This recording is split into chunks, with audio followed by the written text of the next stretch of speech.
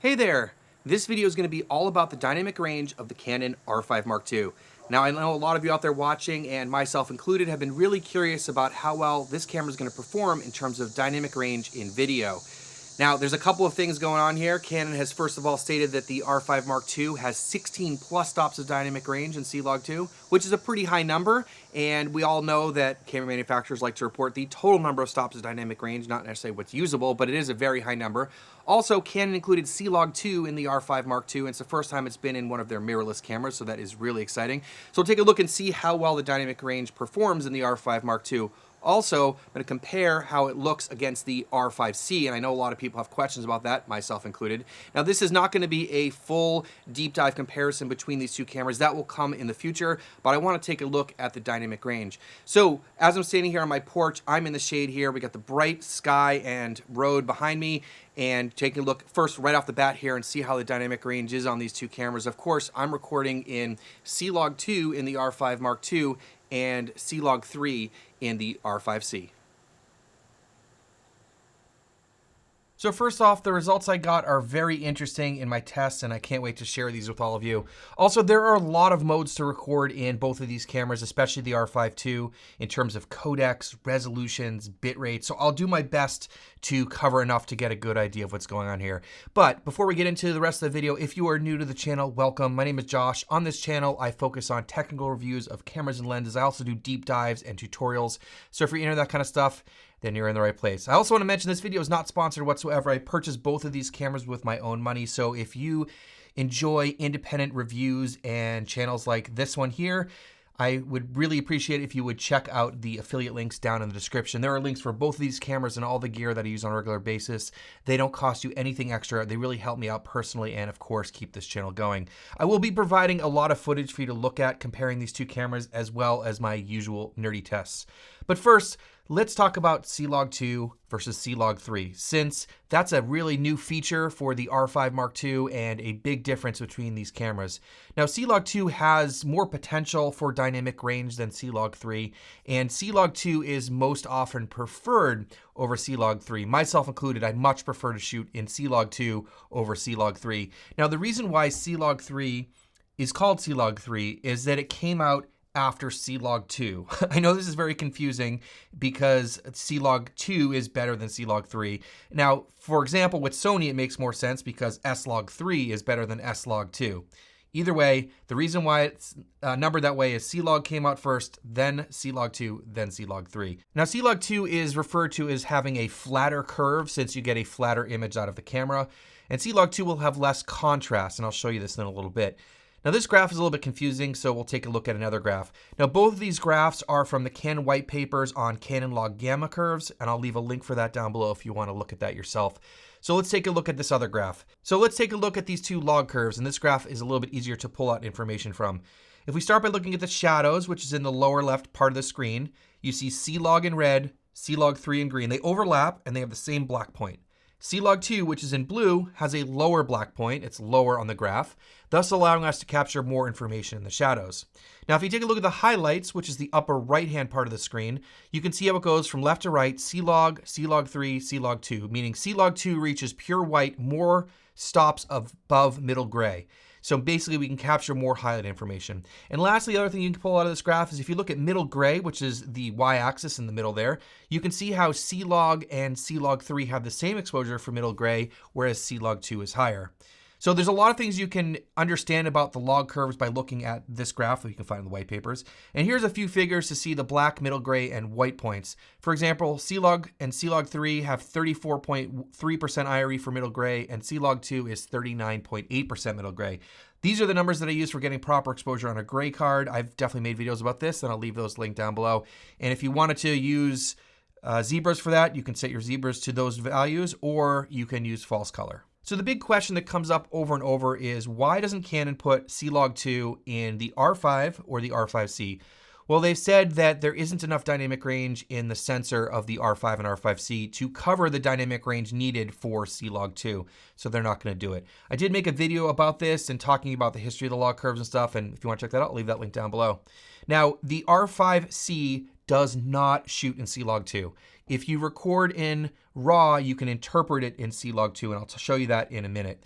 So let's look at that opening image again. Keep in mind, everything in this video was shot at the base ISO of 800 and it was shot in 24 frames per second. I will make a low light or high ISO performance video later testing out the capabilities of the R5 II. So here's the opening shot. We have R5 II and C-Log 2 on the left and the R5C and C-Log 3 on the right. Let's take a look at the log images here. This is right out of camera. So C-Log 2 on the left, C-Log 3 on the right. You can see that C-Log 2 has less contrast, right? The C-Log 3 image has the shadows lower and the highlights higher, so you're getting more contrast out of it. You're getting a flatter look out of C-Log 2. So going back to the graded image here, I just used some color space transforms and resolve, adjusted the luminance values, contrast, and saturation. I didn't touch the colors whatsoever, so you could sort of see the differences here. And then let's raise up the shadows here and take a look at, for example, my shirt. You can start to see some differences in terms of the color, but also in terms of the noise and stuff like that. You definitely see some of those horizontal banding in the R5C, which I've reported on in previous videos. So like I said, the R5C cannot shoot in C-Log 2, but you can interpret the RAW footage as C-Log 2. So these two shots here were both recorded in the 8K RAW on both cameras and both interpreted as C-Log 2 in Davinci Resolve. And you can see how similar you can get these images to look to each other in terms of colors and contrast and stuff like that. And we're going to take a look here at what it looks like basically right out of camera. So this is the ungraded images out of both cameras interpreted as C-Log 2. You can see there's some slight differences here. Of course, these are different cameras, but I use the same lens and ND filter on both of them and the same exposure. And then this is interpreting the raw footage as C-Log 3. You can definitely see that there is a difference there in terms of the contrast, like I was saying before. And going back to the graded images of both, which were interpreted as C-Log 2, as I said, these look very, very similar, and you can definitely get these cameras to match in probably a lot of different situations. There are some slight differences in colors here, but you could probably tweak those, and I think you could definitely mix these footage in with each other, but just want to show you how they look in RAW with an actual image. Here's another shot of some trees and some shade, and these were both shot in RAW and interpreted as C-Log 2. After looking at the grading here, you can see that they look pretty similar, both in terms of the highlight roll-off, that's sort of how smooth and natural the highlights look, and also the details in the shadows there. These cameras look pretty similar when you're shooting in RAW and interpreted as C-Log 2. So on the surface, I think these two cameras look very similar, both in their 4K compressed codecs, which was the C-Log 2 on R5 II and C-Log 3 on the R5C in the opening shots, and also in the 8K RAW interpreted as C-Log 2, which we got in those second examples. So we're going to have to dig in a bit deeper here. Now, like I've said in so many of my other videos about dynamic range, there are three ways that I like to think about measuring dynamic range. One is using a light chart in software, which I don't have the capabilities of doing that. I'm still working on trying to make that happen. It's a very expensive tool, and I'm just trying to figure out a way to get that for all of you, but I don't have the capabilities right now. Also shooting images of a high dynamic range scene, which is what I always do, and also a latitude or push-pull test, and I always include those as well. So I'll be able to do two of those three, and we'll get a good sense of how the dynamic range of these two cameras stack up against each other. So first of all, let's get into the high dynamic range scene test. The way I shoot this is me in a dark room next to a bright window. I basically expose as high as I can without clipping the highlights, and then I raise up the shadows in post and take a look. For grading, like I said earlier, I use color space transforms in Resolve and manually grade them. No colors were adjusted, just the luminance values, contrast, saturation, etc. First comparison is the R5 II in 8K RAW against the R5C and the 8K RAW ST, both interpreted as C-Log 2. The first thing I want to mention is looking through the window at the highlights, they look very similar here. I think that's because both of them are interpreted as C-Log 2. Now, the interesting part about this will be looking at the shadows, specifically like my shirt, my hat, my beard. This is where it's going to get interesting. Now, both have a lot of chroma noise, and you definitely get that horizontal banding in the shadows of the R5C, and I've shown this in other videos, but the noise looks more uniform on the R5 II. And zooming in here, a lot of chroma noise on both. I'd say a bit more on the R5C. I think the color maybe holds a little bit better on the R5 II, but the chroma noise is more magenta on the R5 II, and in the R5C, looks like the chroma noise is a little bit more green. So you definitely have that banding on the R5C, but they both have a good amount of noise, of course, because we're shooting in RAW. Next up, let's take a look at some non-RAW or compressed codecs. We have the R5 II in XFAVC, that's H.265 and C-Log 2, and the R5C in HEVC, H.265, which is C-Log 3. The highlights look fairly similar here, maybe slight, and I mean maybe slightly better on the R5 II because of C-Log 2 over C-Log 3. The R5 II magenta shift is now gone that we saw in the 8K RAW, but we still see that horizontal banding on the R5C shadows. I do also want to mention that I have both cameras on their default noise reduction settings. Now, zooming in here, looking at the shadows, the R5 II looks a little bit better here, but a little bit of a green cast in the shadows. Definitely see that horizontal banding on the R5C, same as we saw with that opening clip, which was also the H.265 codecs.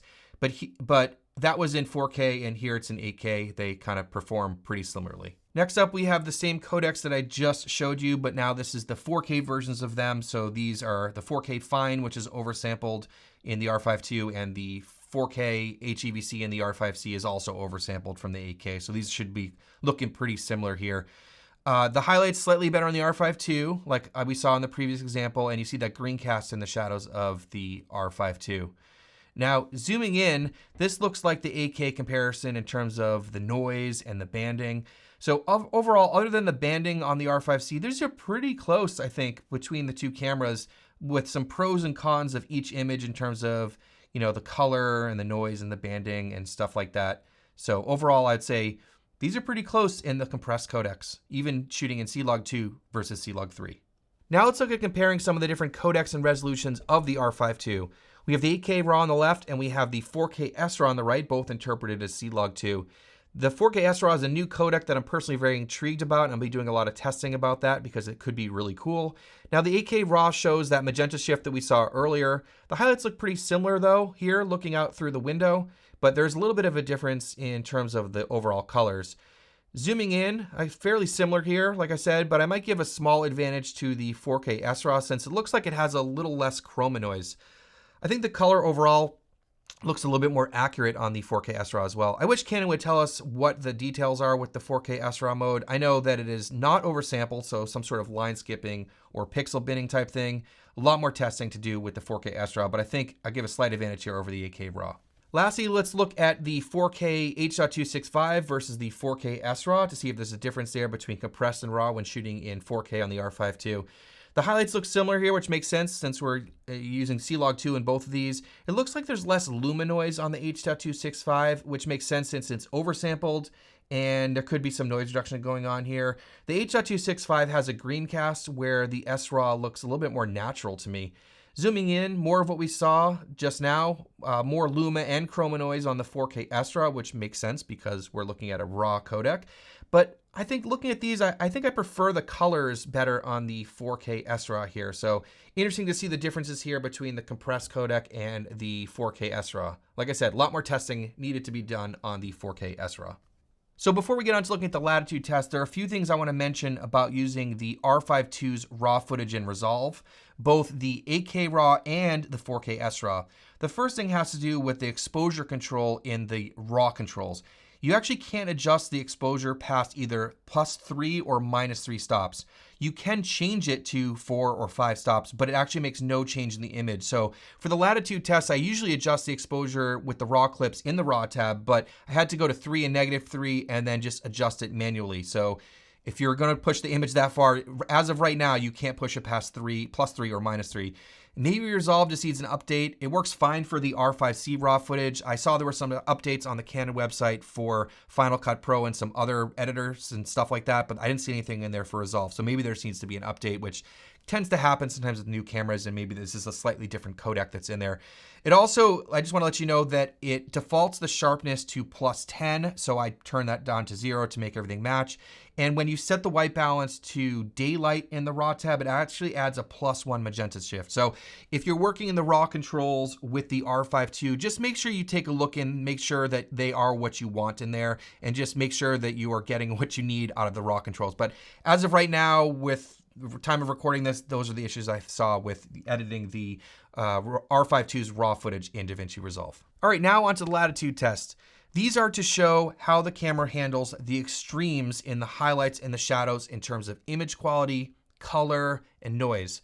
There's a lot of common misconceptions that this is to show if you can over or underexpose an image a certain amount. That is not what this is about. This is to see the characteristics of the image in those extreme highlights and extreme shadows, really taking a look and seeing how well the dynamic range works at those extremes. Now, so the way I do this is I expose the image using false color and a gray card, so properly expose the log curves, and then I over or underexpose the image using aperture, not changing anything else, and then I just correct the image in post. First up, we have the R5II's 8K RAW versus the R5C's 8K RAW ST, both interpreted as C-Log2.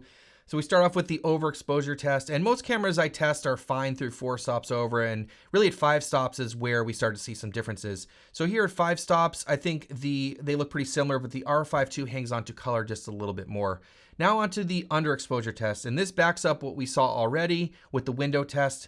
At 2 stops under, we get that magenta shift in the shadows of the R5II and the banding in the R5C. More of the same at 3 stops under. At 4 and 5 stops, the noise on the R5C almost looks like a grid. Maybe holds on to color a little bit better than the R5II. Obviously, this is very extreme at 4 and 5 stops under. Not sure if there's a clear winner here. Next up is the non-RAW compressed codec. So we have the R5II's 8K Fine H.265 and C-Log2 versus the R5C's 4K H.265 and C-Log3. Now this is the overexposure test, and like usual, they are fine through 4 stops over. Once you hit 5 stops, they break with the R5II holding on to just a bit more color like we saw in the RAW tests. Now on to the underexposure test. Both cameras, I think, are fine through 2 stops under. I think the oversampling definitely helps here. Once you get to 3 stops under, the colors kind of go nuclear on the R5II. I have no idea what's going on here. So maybe a slight advantage to the R5C here in the shadows, but it could go either way since 4 or 5 stops, the noise and detail get lost on the R5C. Next, we'll compare the different RAW modes on the R5II. We have the 8K RAW on the left and the 4K SRAW on the right to see if there's a difference in the different RAW modes. So in terms of overexposure tests here, I think there's a slight difference in color here, especially, just looking up through 4 stops over. And once we hit 5 stops, you'll see that they both hold color pretty well and look pretty similar overall. So not much of a difference in the highlights. Now for the underexposure tests, they definitely have a little bit of difference in color right off the bat here. And when you get to 2 stops, the noise starts kicking in on both, but it looks a little bit worse on the 8K RAW than the 4K SRAW. And as we get further underexposed, I think the 4K SRAW might have an advantage here. Something about how Canon is line skipping or pixel binning or whatever algorithm they're using here, it just helps with the noise. I definitely need to do some more experimenting and make separate videos about the different RAW modes in the R5II, especially that new 4K SRAW. Lastly, let's take a look and see if the compressed H.265 in 4K Fine, how it compares against the 4K SRAW to see if there's a difference between RAW and non-RAW. So in here at the overexposure test, like usual, both cameras are good through 4 stops over, only some slight differences. Once you get to 5 stops over though, I think the SRAW holds color a little bit better than the H.265. Now onto the underexposure tests. Again, we'll see slight differences here. At 2 stops under, the H.265 looks slightly better, I think maybe because of the codec and the oversampling. At 3 stops and last, the H.265 colors get crazy like we saw before. So I don't know, maybe a little bit of an advantage here to the SRAW, but neither one looks good when you get really deep into the shadows. All right, so after all that testing and side-by-sides and comparisons, what are my takeaways and conclusions from all of this? Well, with Canon's claim of 16 plus stops of dynamic range in C-Log2, I had some really high hopes and expectations for the dynamic range capabilities of the R5II, and maybe a lot of you out there did as well. Now, after shooting with the R5II for my first impressions video, and I'll leave that video linked down below if you want to see some footage, I was really happy with the footage out of the R5II. It produces an amazing image, great colors. I saw a good amount of dynamic range, and the C-Log2 codec is really nice to work with. But from the testing that I did and showed in this video, I'd have to conclude that the R5II seems to only have slightly more dynamic range than the R5C, and only in certain situations. And a lot of the time, they perform pretty similarly. It's nice that the R5II, though, doesn't suffer from that banding in the shadows like the R5C does. I really don't like the way that looks, and I'm sure a lot of you probably noticed that if you shoot on an R5C and try to really lift up the shadows. The one thing that really stood out to me from all this testing was the R5II's new 4K SRAW codec. I'm really intrigued by that. And like I said, I'll have to do a lot more testing and deep dives into the RAW modes on this camera, because the 8K RAW, the file sizes are just really large, and the 4K SRAW is a lot more manageable. So again, really curious about that. I have a lot more testing to do, and I will share this with all of you. So if you want to see more about the R5II, please hit the subscribe button down below. It would be greatly appreciated. I will test this against the R5C in more ways and eventually make a full comparison and recommendation between the two cameras, but I have a lot more testing to do. So big thanks for all of you watching, and we'll see you in the next one.